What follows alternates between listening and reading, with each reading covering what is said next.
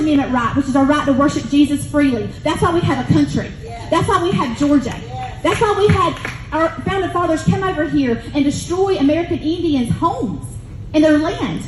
They took it. Look at what they went through, the Native Americans, for sacrifice, for us to have the freedom we have today. So that was Republican Kandiss Taylor making a pretty offensive comment about indigenous people. Hey, you sacrifice for Jesus. I don't even know what to say.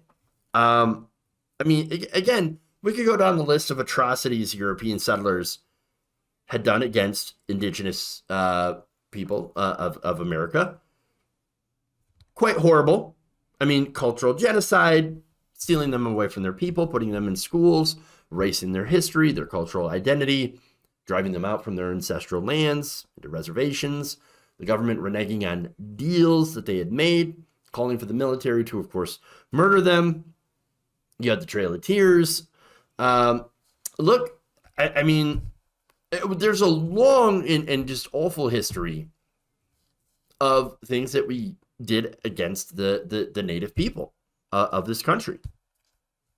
But apparently all of that was a sacrifice so that this lady could worship Jesus. Huh. Yeah. I don't know if she knows this, but the First Amendment also allows you to not worship Jesus. That is the First Amendment. Also says that you should not establish a religion. But Taylor doesn't actually believe in actual freedom. In fact, here's what she said during a speech last month. Church and state was written because the state has no business in our church, but we are the church.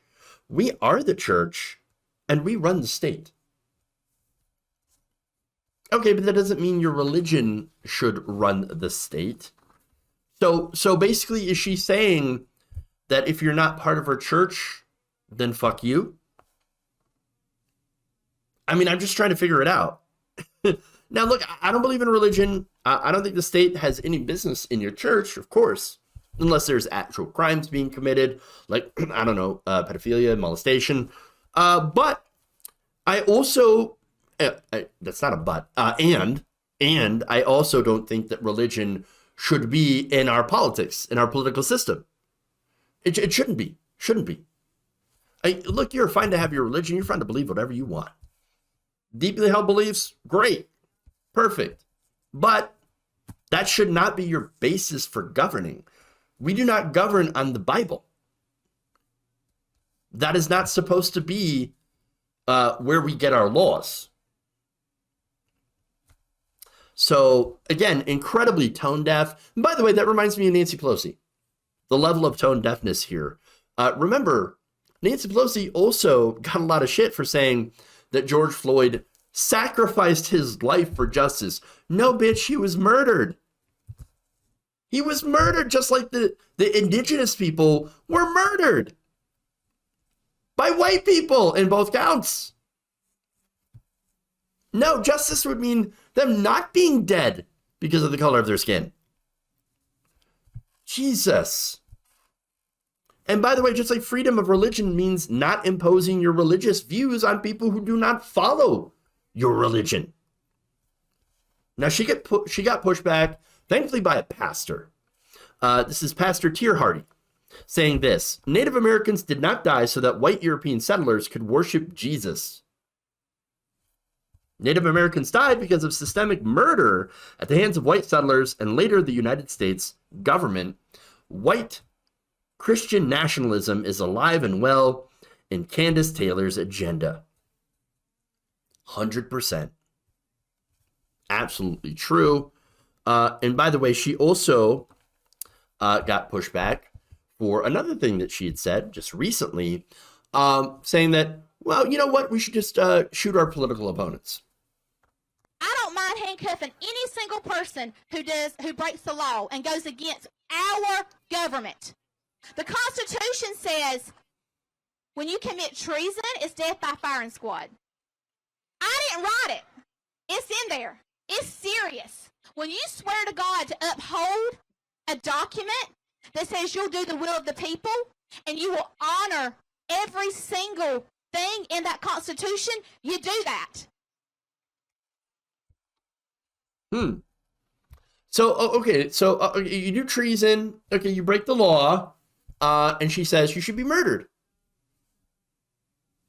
Well, okay, treason. Look, I know some people that have been accused of some insurrection. Wonder if that counts. That would be January 6th. Some of the rioters. Now, do you want those people dead? I mean, I certainly don't. I don't think any of them is as abhorrent as their crimes were. I don't want to kill them. No, I'm against the death penalty. I'm actually pro-life. But she does not appear to be. Again, January 6th, the rioters attempted to overthrow and occupy the Capitol. That's insurrection. Steve Bannon. Talking about the real insurrection. Steve Bannon bragged about trying to take over the country. He had a plan called the Green Bay Sweep to ignore the will of the people, to use fake electors in the different states to install an illegitimate president. I don't know, man. That sounds like a coup to me. It sounds like treason. It's treason. But I guess that does not count if you happen to agree with them politically, which she apparently does. So I guess she doesn't want them murdered. No. It's only for the people. It's only for the people she disagrees with. That's what she wants. What do you expect from the Jesus Guns Babies candidate? Look at how pro-life she is. She'll make people have that baby that they don't want. You're going to have that baby. But if they grow up and they happen to be disagree with us politically and be corrupt, well, again, all that's open to interpretation. But if we're against them, if they're against us politically, well, then obviously we're going to shoot them. We're going to put them to death by firing squad. But I'm pro-life, everybody. I care about the babies. I care about the babies. No, what this is fascism. This lady's saying, yeah, let's murder our political opponents. Totally fine. Totally fine. That's absolutely what we should do. No, I don't agree. I don't agree with fascists. She is absolutely disgusting and has a good chance of becoming a primary, not just a primary candidate, the Republican Party nominee in Georgia. What is going on here?